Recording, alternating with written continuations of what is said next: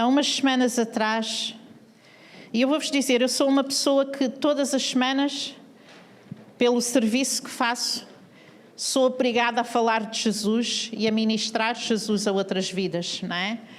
Então, para mim, é uma coisa normal e habitual, porque o meu trabalho me leva a esse lugar. Mas há umas semanas atrás eu estava no metro do Campo Grande e eu já tinha saído um bocado tarde e não tinha comido nada e eu parei num cafezinho para comer uma sopa. E quando eu estava lá, o café estava cheio, o balcão estava cheio, não é? E chegou um jovem perto de mim. Eu percebi pelo aspecto que provavelmente era um jovem com necessidades. E eu olhei para o braço, para o pulso dele e vi que ele tinha daquelas pulseiras hospitalares. Portanto, percebi que ele tinha vindo de um hospital. E aquele balcão cheio, ele dirigiu-se a mim. Ele dirigiu-se a mim e disse assim, olha, posso ter qualquer coisa para comer? Podes-me dar qualquer coisa para comer? E eu tenho o hábito de nunca dar dinheiro, não é? Mas ele pediu-me comida, não me pediu dinheiro. E eu perguntei-lhe, o que é que tu queres? Ele disse, olha, pode ser uma sopa e um salgado.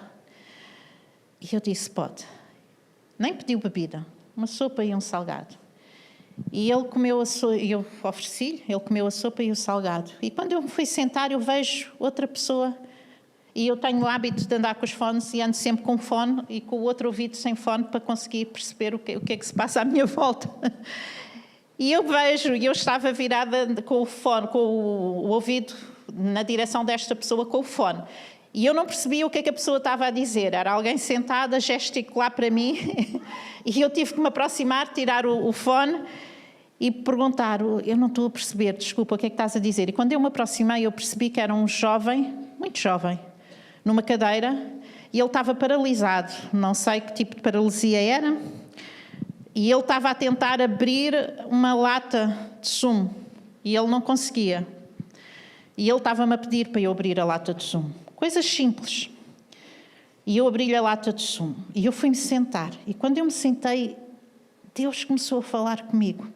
Sabem porquê? Porque entre a nossa zona de conforto e a zona de obediência, o nosso lugar de conforto e o lugar de obediência, há uma diferença tão grande. Aquilo que eu faço semanalmente tornou-se o meu lugar de conforto. E Deus começou a falar comigo sobre isso. Eu ir à CURP e ministrar aos idosos, eu ir à prisão, eu estar no bairro, tornou-se o meu lugar de conforto. E Deus começou a ministrar a minha vida e disse, olha a tua volta. Coisas simples. E naquele lugar eu comecei a orar por aqueles dois jovens. Porque nós muitas vezes perdemos a sensibilidade daquilo que Deus quer fazer. Eu hoje quero falar acerca de sermos discípulos do Mestre. Do Mestre, não de um Mestre. Porque podemos ter vários mestres. Mas há um que está acima de todos. E nós vamos abrir a nossa palavra em João, no capítulo 8. E vamos a um versículo bem conhecido, versículo 32. E esta passagem diz o seguinte, João 8:32. E conhecereis a verdade, e a verdade vos libertará.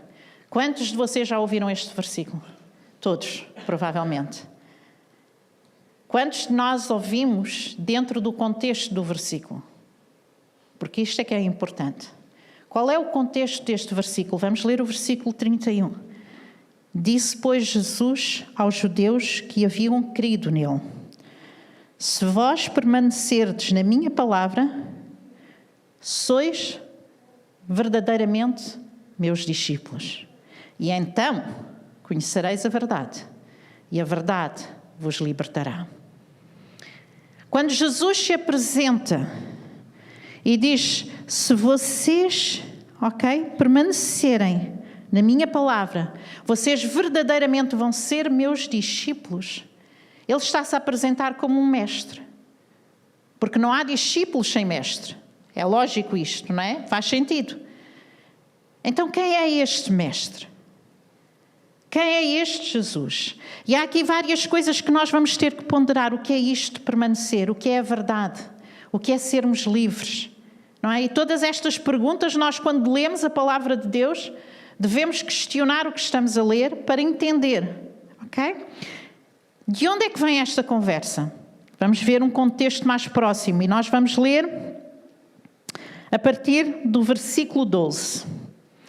E deixem-me dizer que antes deste versículo, nós temos a história bastante conhecida da mulher adúltera. Ok? E nós temos este grupo de religiosos que continuamente tentam provar Cristo, tentam provar Jesus.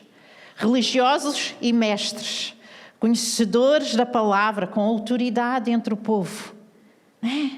E estes homens tentam sempre chegar-se diante deste mestre, o mestre. E tentam sempre provar que a sabedoria deles é maior do que a de Cristo.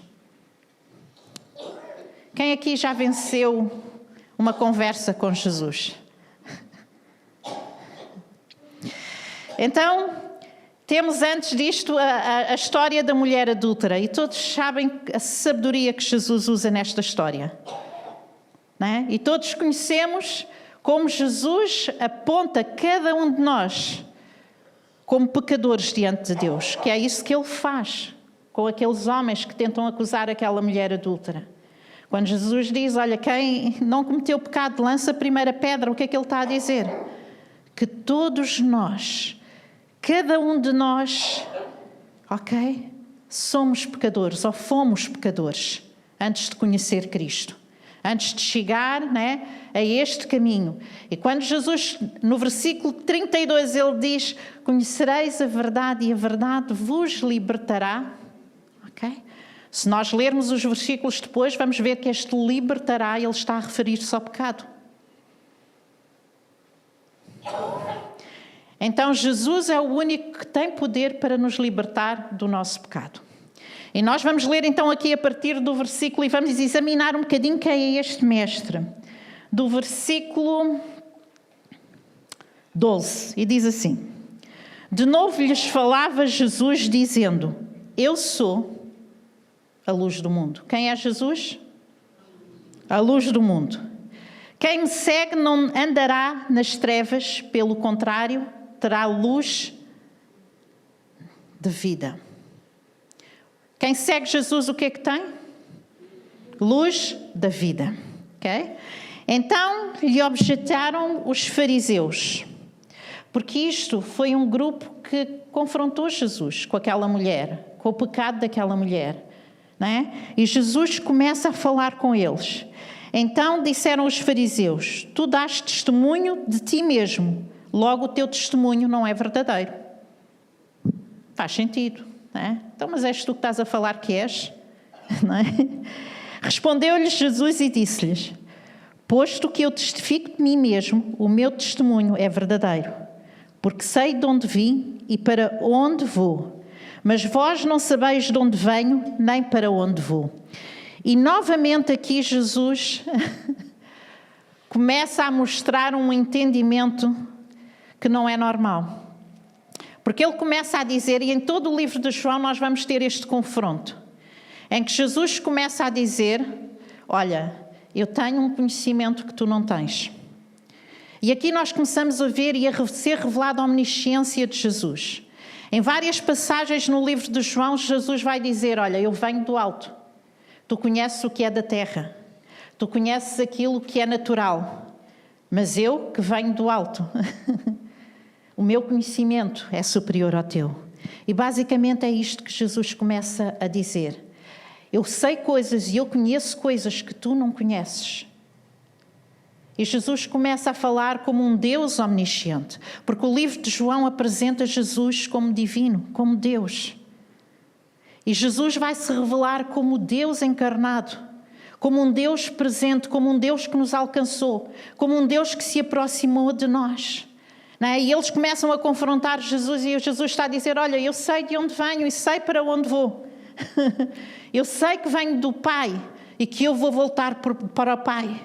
não é? João 17 diz, tudo o que eu ouço, tudo o que eu faço vem do Pai. Toda a autoridade que Jesus tinha vinha do Pai.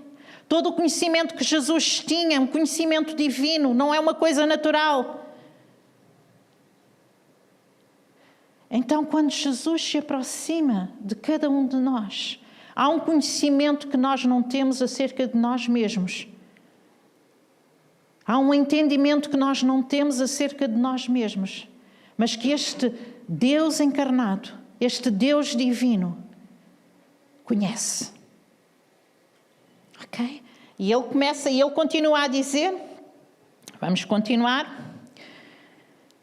Eu testifico de mim mesmo, o meu testemunho é verdadeiro, porque sei de onde vim e para onde eu vou, mas vocês não sabem de onde venho, nem para onde eu vou. E ele começa a revelar a falta de conhecimento daqueles religiosos, a falta de conhecimento acerca de quem Jesus era. E uma coisa que eu vos quero dizer é que não há discípulo sem conhecer o seu mestre. E a importância de cada um de nós conhecer quem Jesus é extrema. És discípulo, tu tens de conhecer o teu mestre. Ok? Vós julgais segundo a carne, eu a ninguém julgo. Se eu julgo, o meu juízo é verdadeiro, porque não sou eu só, porém eu e aquele que me enviou. E novamente ele a dizer, olha, o vosso conhecimento é básico. O meu conhecimento vem do alto, ok? E eu fui enviado pelo próprio Deus, pelo Pai. Vós julgais segundo a carne, ok? Tá? Também na vossa lei está escrito que o testemunho de duas pessoas é verdadeiro. E ele vai buscar o conhecimento que eles têm da lei. Não é? E ele diz, eu testifico de mim mesmo e o Pai que me enviou também testifica de mim. Então há duas pessoas a testificarem, diz ele, não é? A vossa lei diz que não é preciso ter duas testemunhas, eu tenho duas testemunhas. Eu mesmo e o próprio Pai testificamos de onde eu venho e quem eu sou. Então ele diz assim, então eles perguntaram, onde está o teu Pai? A falta de conhecimento. Eles não estavam a entender aquilo que Jesus estava a tentar trazer e transmitir. Respondeu Jesus, não conheceis a mim nem a meu Pai? Se conhecesses a mim, também conhecerias a meu Pai. Quem conhece a Jesus, conhece a Deus. Jesus veio à Terra para revelar Deus. Jesus veio à Terra para revelar Deus. Ok? Preferiu ele estas palavras no lugar do gasofilácio, quando ensinava no templo, e ninguém o prendeu, porque ainda não era chegada a sua hora. De outra feita lhe falou, dizendo, vou retirar-me e vós me procurareis, mas perecereis no vosso pecado. Para onde eu vou, vós não podeis ir. Então Jesus está a falar que o tempo dele aqui na terra tem um limite. Ele vai partir, ok? E ele diz, olha, e vocês, pecadores, ok? Sem o conhecimento de quem eu sou, vocês vão se perder, ok? Então, dizem os judeus, terá ele acaso a intenção de suicidar-se completamente sem perceberem aquilo que Jesus estava a falar? Porque diz, para onde eu vou, vós não podeis ir. E prosseguiu, vós sois cá de baixo, eu sou lá de cima. Novamente a mesma ideia. Vós sois deste mundo, eu deste mundo não sou. Novamente a mesma ideia. Nós conhecemos, o nosso conhecimento é limitado, ok? É terreno e é básico. O conhecimento de Deus é ilimitado, é omnisciente e é todo-poderoso.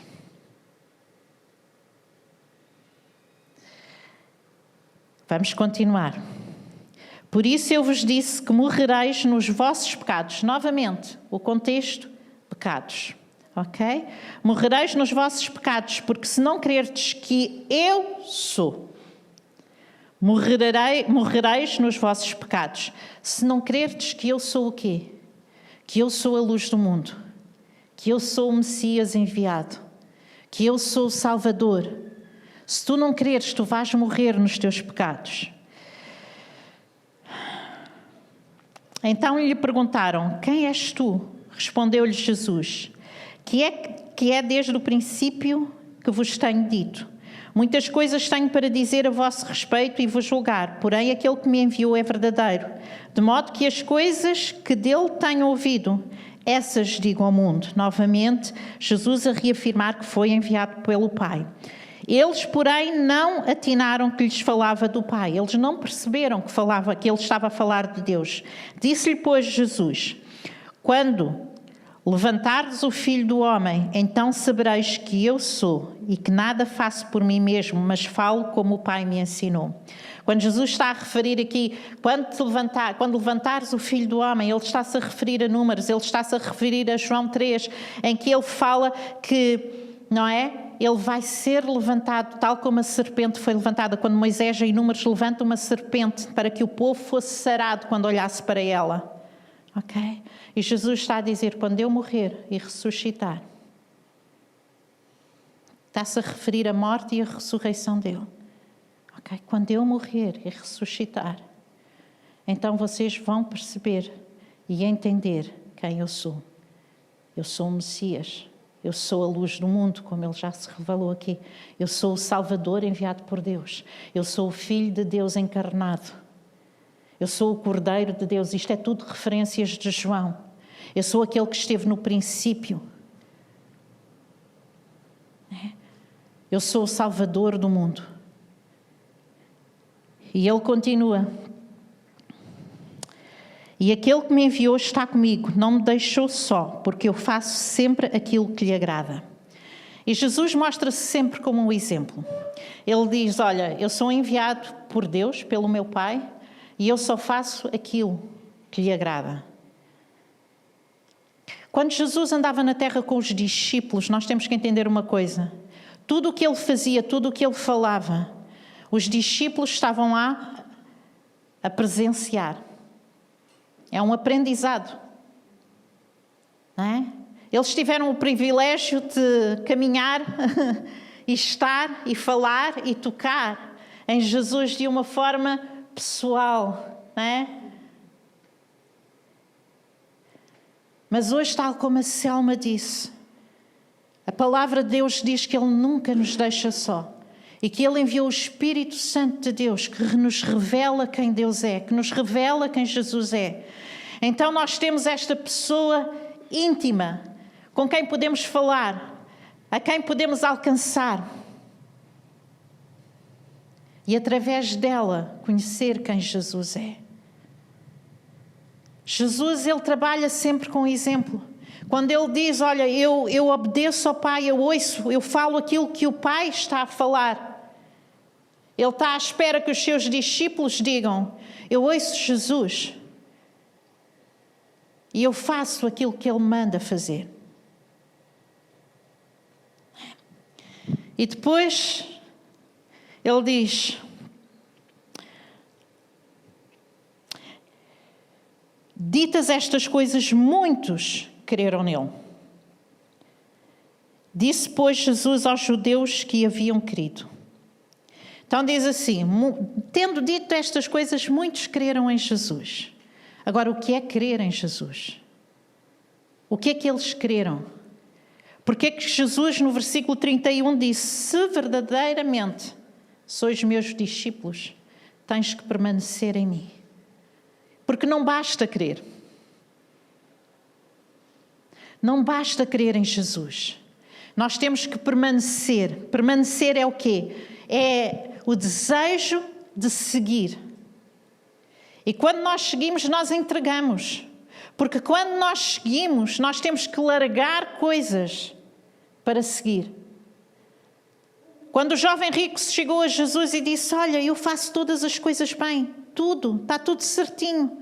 Eu sou um bom homem. O que é que Jesus disse? Larga tudo e segue-me. Então, permanecer em Jesus implica eu entregar, seguir e haver um compromisso de vida. Sou discípulo, estou comprometido com Cristo. E era este o desafio que Jesus estava a dizer àqueles que creem nele. Era este o desafio que Jesus estava a lançar. Porque muitos de nós dizemos, nós queremos. Mas Jesus diz, mas queres realmente ser discípulo? E aí vem a responsabilidade de permanecer com Ele, ok? A responsabilidade de o conhecer. Porque o versículo diz que nós vamos conhecer a verdade se permanecermos nele. E o que é isto de conhecer? Esta palavra aqui tem o sentido de experimentar. Ok? E era isto que os discípulos faziam diariamente com Jesus. Quando eles caminhavam com Jesus e Jesus interagia com as pessoas, os discípulos observavam a forma como Jesus falava. Os discípulos observavam a forma como Jesus agia. Os discípulos observavam a forma como Jesus confrontava. Os discípulos observavam a forma como Jesus, né, tinha empatia pelas pessoas à sua volta, a misericórdia que Jesus tinha. Eles observavam o poder e a autoridade que Jesus tinha. Então eles tinham que conhecer Jesus de uma forma íntima. Era experimentar, era como se estivessem lá, né, a viver com Ele. Eu conheço, eu sei como tu falas. Eu sei como tu ages. Eu sei que tipo de palavras saem da tua boca. Eu sei a intenção do teu coração. E nós experimentamos Jesus. Irmãos, nós temos que conhecer o nosso Mestre. Nós temos que experimentar Deus. Nós temos que experimentar quem Jesus é. Nós temos que nos relacionar, porque isto fala de relacionamento, fala de intimidade. Então, se eu preciso de perseverar, se eu preciso de entregar, se eu preciso, né, de seguir, eu também preciso de experimentar Jesus. Eu preciso de ter encontros com Ele. Nós dizemos, algumas de nós estamos a estudar o livro de João, né? E eu digo muitas vezes, não houve nenhum encontro com uma pessoa que Jesus tivesse, que aquela pessoa pudesse sair indiferente. Algo era transformado na vida daquela pessoa. E irmãos, quando nós deixamos de ter encontros com Jesus, a nossa vida estagna. Vocês entendem isto? Que nós precisamos de continuar a ter encontros com Jesus. Que nós precisamos deixar Jesus ser íntimo e nós sermos íntimos com Ele. Que nós precisamos nos encontrar com Ele. Que nós precisamos de conhecer quem Jesus é. Eu sou discípulo. Eu tenho encontros com Jesus. Eu conheço o seu coração. Eu conheço o que Ele está a falar. Eu conheço, né, qual é o sentimento dele para a circunstância que eu estou a viver. Eu entendo, né, da mesma forma que Jesus entende. Eu sinto da mesma forma que Jesus sente. Eu vejo da mesma forma que Jesus vê. E isto é intimidade. Isto é intimidade. Nós não vamos conhecer o Mestre sem intimidade. Se nós tentamos seguir Jesus sem intimidade e apenas seguir, vão ser experiências vazias, frustradas, porque não há propósito, como dizia a Selma há bocado. Nós precisamos de entender o propósito de Deus, porque Deus é intencional. Jesus é intencional sobre a nossa vida. Há coisas que Ele está a trabalhar e quer trabalhar como mestre em nós. Mas para isso, nós precisamos desta intimidade. Permitir que Ele nos conheça e que nós o conheçamos a Ele. Permitir que Ele se mova e mexa na nossa vida. Então nós temos que permanecer, conhecer, e nós temos que reconhecer que Ele é a verdade. Porque é isto que Jesus está a revelar aqui. Ok? Conhecereis a verdade. A verdade não é nada abstrato, nem algo abstrato. A verdade é Jesus. Ele está-se a revelar como a verdade, é uma pessoa. Ele está a dizer, olhem, eu sou o autêntico. Há muitos mestres. Mas eu sou o mestre dos mestres. Eu sou a verdade. Por isso é que Jesus depois diz em João 14, eu sou o caminho, a verdade e a vida. E ninguém chega a Deus senão por mim. Para conhecermos Deus, nós temos que conhecer Jesus.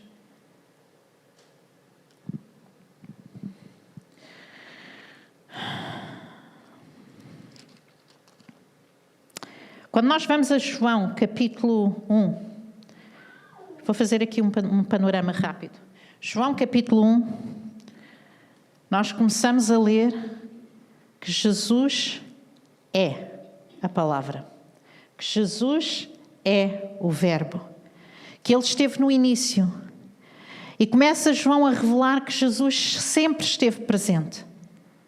E aquilo que eu quero te dizer é que este mestre sempre está presente. Ele começa a revelar que Jesus é o Cordeiro de Deus, que ele é a luz do mundo.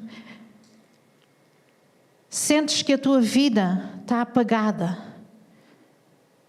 sentes que há trevas, sentes que há escuridão. Jesus está a dizer, olha, eu sou a luz do mundo, eu sou a tua luz. Não é? O que é que está na tua vida que precisa de ser iluminado? Eu posso chegar a esse lugar e trazer luz. Eu sou o Cordeiro de Deus. Tu sentes o pecado, a condenação, sentes o fardo. E Jesus diz, olha, eu sou aquele que fui levantado como Cordeiro de Deus que limpa o pecado do mundo. Se Jesus tem a capacidade de limpar o pecado do mundo, o que é que ele não pode limpar na minha vida? O que é que ele não pode limpar na minha vida? O que é que ele não pode alcançar na minha vida? E se nós continuarmos, nós vamos ver... para eu não me perder. Ele apresenta-se como o Deus encarnado. Aquele que vem revelar o Pai. Ele apresenta-se como... No capítulo 2, nós encontramos o primeiro milagre de Jesus. Qual é? O casamento. E nós vemos uma mãe a falar com um filho. E aquela mãe ainda não tinha visto Jesus fazer nenhum milagre. Mas ela sabia que tinha alguém presente que podia mudar as circunstâncias que estavam a viver naquele casamento. E ela chama o filho. Ela não pede, ela não dá ordens, ela comunica, olha, não há vinho. É tão engraçado que nós, ao estudarmos isto, nós estávamos a pensar, porque nós lemos a palavra de Deus, mas não percebemos, às vezes, como é que as palavras são faladas. E nós estávamos a falar de Jesus tratar Maria por mulher. E nós podemos pensar assim, mulher! Ou nós podemos pensar que Jesus disse, mulher, ainda não chegou a minha hora.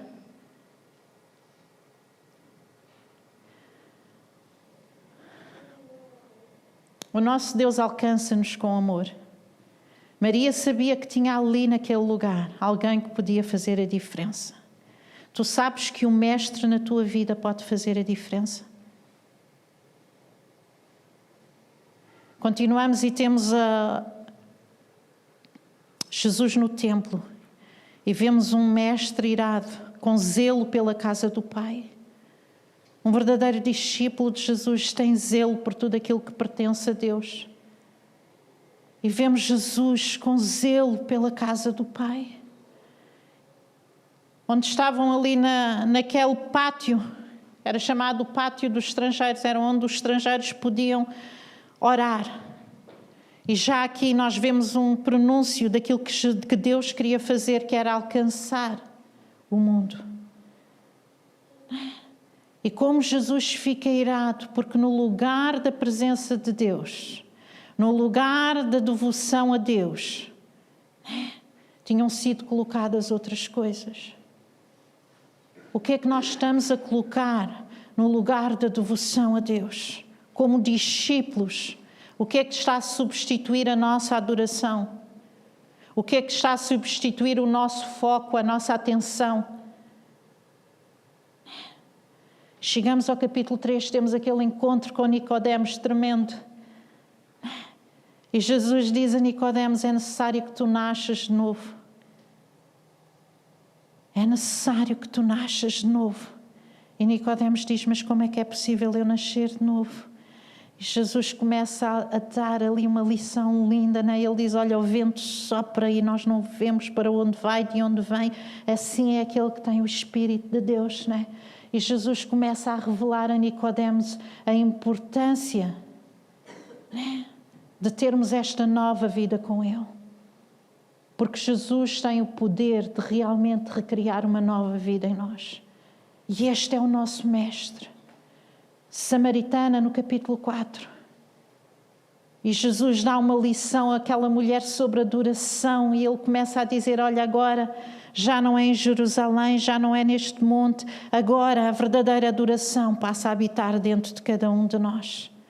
E nós começamos a ser templos da presença de Deus.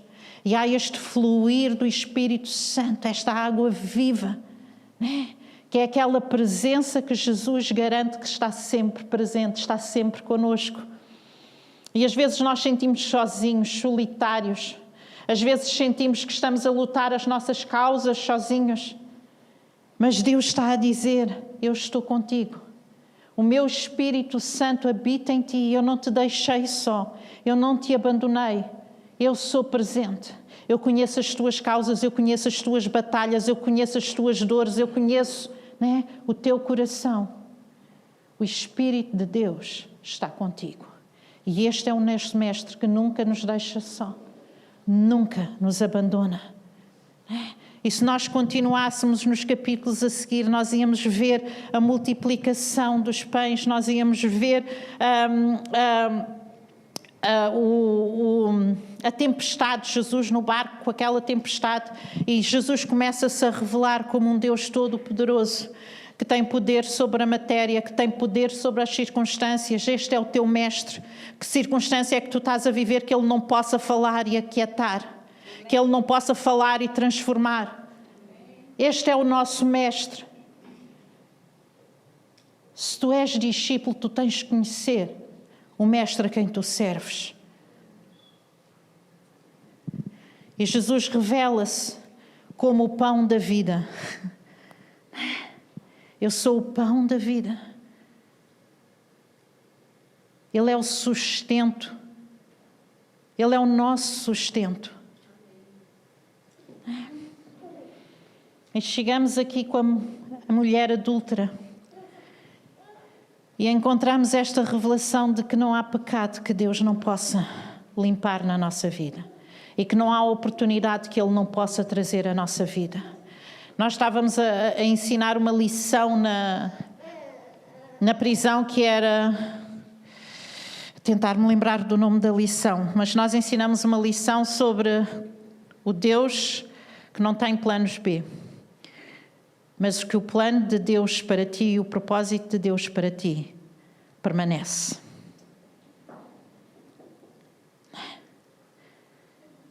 E nós falamos de Davi, e nós falamos do Salmo 51, em que Davi ora: Senhor, né? Não retires de mim a presença do Teu Espírito Santo, mas torna a dar-me a alegria da salvação. E muitos de nós às vezes caminhamos sem esta alegria da salvação. Davi desviou-se, caiu, né? Mas o propósito de Deus prevaleceu sobre a vida dele, não houve um plano B. Foi o plano de A de Deus que continuou sobre a vida de Davi. E às vezes nós pensamos que estamos num lugar em que Deus já não nos alcança. Estamos num lugar em que, né, em que já não há plano A, não há plano B, não há plano C. E Deus está a dizer: eu te resgato do lugar onde tu estás. E eu te alcanço aonde tu estás. Eu não sei qual é a circunstância que nós estamos a viver, que vocês estão a viver. Mas eu sei que vocês foram chamados a ser discípulos de um mestre que tem autoridade sobre todas as coisas, que é Senhor sobre tudo, que resgata tudo, que traz livramento sobre tudo. E tu precisas de conhecer este poder do teu mestre. Tu precisas de chegar a um lugar em que dizes: Jesus, eu preciso de ti. Eu preciso de ter um encontro contigo. Há quanto tempo não tens um encontro com Jesus? Vamos ficar de pé.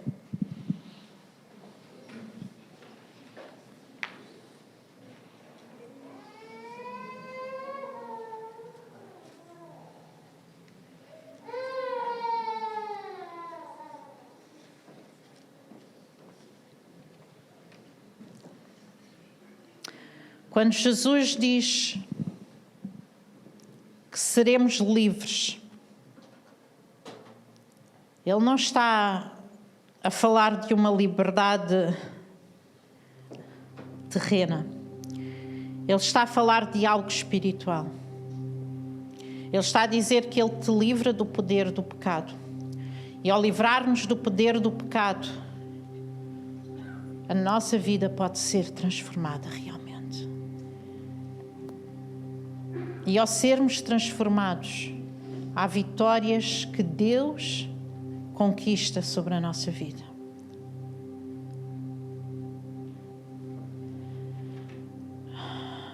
Mas às vezes nós não caminhamos nessa liberdade. Às vezes sentimos que há fardos demasiados e há coisas que ainda nos prendem. E Deus está a dizer que tu és livre, porque Ele pagou o preço para tu seres livre. Então nós temos que conhecer esta obra. Nós temos que, hoje, tocar neste Jesus, experimentar.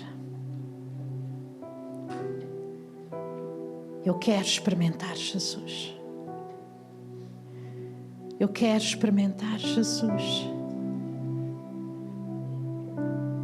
E às vezes nós temos que clamar: Jesus, eu preciso de ti. Eu preciso de chegar a um lugar em que eu me sinto realmente livre. Eu preciso de chegar a um lugar em que eu sei que tu alcanças e que tu ganhas as minhas batalhas.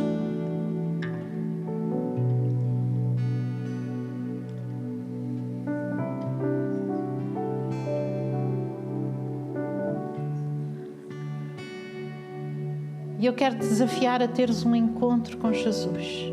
Não apenas hoje. Não agora. Apenas agora. Mas amanhã quando te levantas. Na terça-feira quando te levantas. Na quarta-feira quando te levantas. Na quinta-feira. Na sexta-feira. No sábado. E no domingo quando chegas aqui. Vamos ver Jesus juntos.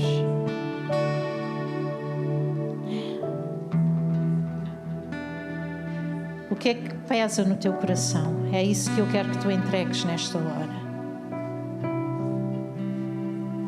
O que é que o Mestre precisa revelar à tua vida?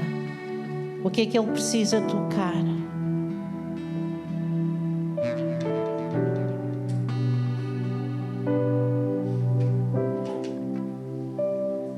Jesus sara a nossa alma quando Ele está com a mulher samaritana, quando Ele está com aquela mulher adúltera. Ele se revela um Deus que cura, não somente cura física, como apresenta também alguns exemplos aqui, mas há uma cura da nossa alma na presença de Jesus. Há um alcance ao nosso coração, aos nossos pensamentos. E muitos de nós precisamos de ser curados na nossa alma.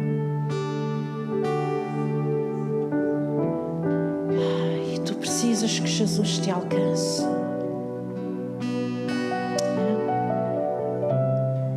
E eu sei que o Espírito Santo está a falar com alguns de vocês.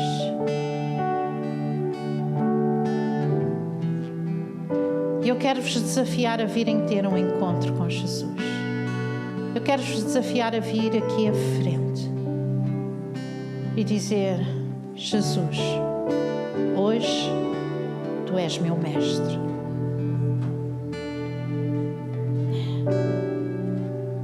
E eu preciso que tu te reveles com toda a tua omnisciência, com toda a tua omnipotência. Eu preciso, Senhor, que tu me dês fé para eu crer naquilo que tu estás a fazer e naquilo que tu podes fazer na minha vida. Nesta circunstância que eu estou a viver, revela-te a autoridade sobre a minha vida. Eu rendo a ti, eu largo, eu não sou mais mestre da minha vida, mas eu entrego o controle a ti.